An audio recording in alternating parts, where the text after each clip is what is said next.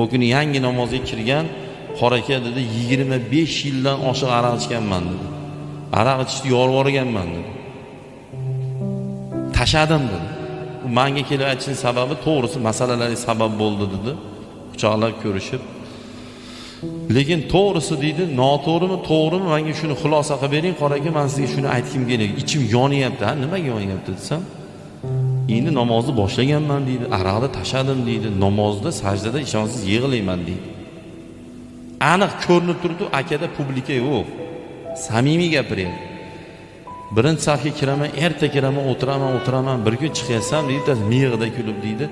Ha, siz boylarning safiga o'tiryapsiz. Dedi deydi. Miyamdan o't chiqdi. O'sha uyqum qochdi deydi. Yigit masjidda ham boy, kambag'al, zodagon, o'rtacha, rabochiy, direktor, shu yerda ham shunday gap bormikin?